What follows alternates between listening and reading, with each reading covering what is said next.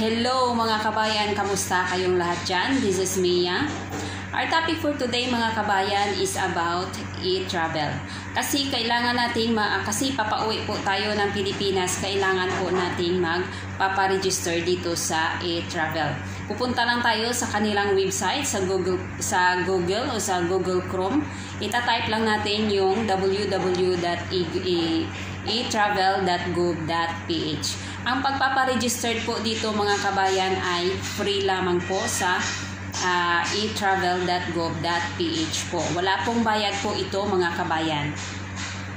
Tapos dapat kung bago po yung flight natin ay 72 hours or 3 days po ay nakakapagpaparegistered na po tayo dito sa e-travel. Ito po ang pagpaparegister, di ba? Sa pagpaparegister natin dito sa e-travel, maraming nagsasabi na hindi sila makapasok. Kasi po, ang e-travel ay naka-bracket po yan. Every week or every day, naka-bracket po yung nila. Sa loob ng 1 week na po yan, ay naka-bracket po yung date ng, kung halimbawa, magta-travel ka, 20 magta-travel ka, so in that week or before of that week ay naka-bracket na po yan. Kasi marami ang nagsasabi na hindi sila makapasok kasi sa system na ganito ganyan, kasi naka-bracket po yung date ng inyong pag-travel po mga kabayan. So hintayin nyo po yung date ninyo na within that week na magta-travel po kayo mga kabayan. Kasi mabilis lang naman ang pagpaparegister dito sa etravel.gov.ph mga kabayan. So ngayon, kung wala pa kayong account, so halina at magpaparegister po tayo mga kabayan. But before that, don't forget to subscribe first. Just click the like and click the bell button para po may update kayo sa susunod ko pang mga video. Mga kabayan, step by step po.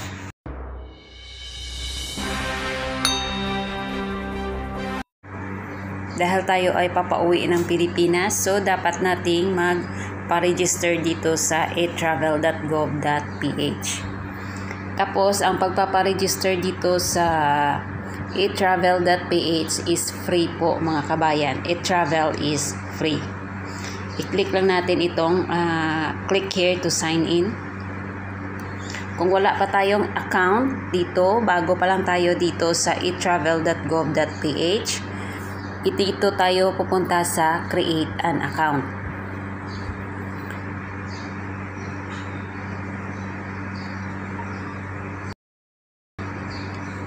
Ilalagay natin ang ating email address. Ito na, at ito ay mag-pop up po sa atin, mag-chat po sa atin within enter natin ang 6-digit password, ang OTP po.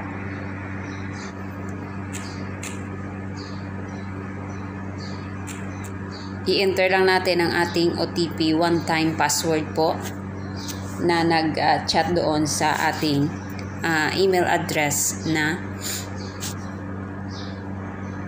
in-enter po. The password must be at least 8 characters. The password must contain at least 1 uppercase and 1 lowercase letter. So mag-create po tayo ng ating password. And i-confirm natin.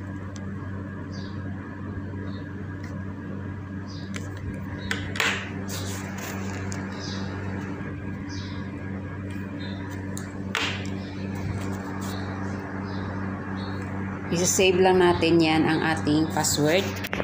Tapos andito na tayo, onboarding personal information, Philippine passport.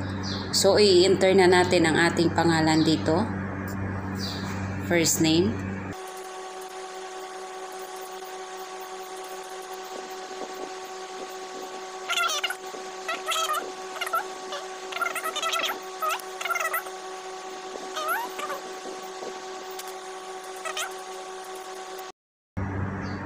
Tapos mag-prepare din tayo ng ating mobile number, date of birth.